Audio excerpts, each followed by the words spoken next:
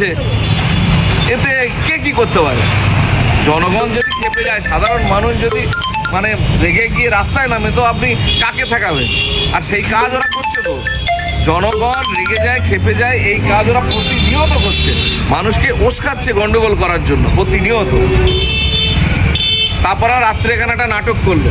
আমাদের কাছে তথ্য, আমরা যদি প্রুফ ঠিকঠাক পাই আর আমরা যদি সাক্ষী উপস্থাপন করতে পারি, তাহলে কার গাড়ি থেকে বোম পড়েছে সেটা আমরা প্রমাণ করে দেবো।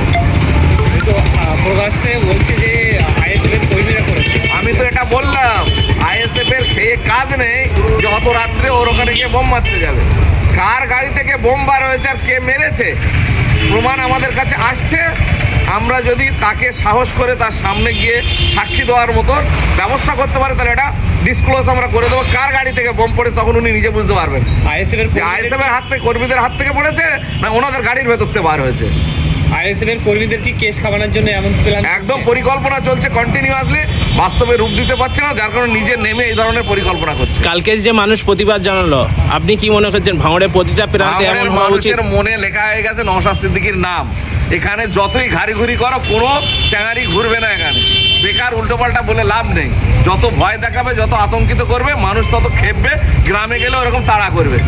একটাই লাস্ট কোশ্চেন, কালকে তৃণমূলের হচ্ছে র্যালি আছে, কি বলবেন? বাইক র্যালি করতেই পারে, তার শাসক দলে আছে, তাদের সঙ্গে অনেক লোক আছে, র্যালি করবে তো কি আছে? জনগণের সবার অধিকার আছে, সাধারণ মানুষও র্যালি করতে পারে, রাজনৈতিক দল তার গণতান্ত্রিক অধিকার, সবাই র্যালি করবে, অসুবিধা কি আছে? করুক না, রোজ র্যালি করছে তো।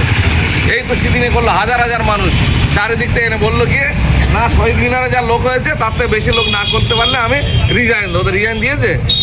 ঘটপুকুর ওই জায়গাটা কত বড় জায়গা, আর শহীদ মিনার কত বড় জায়গা, ফিতা নিয়ে মেপে দেখো লোক কি হয়েছে।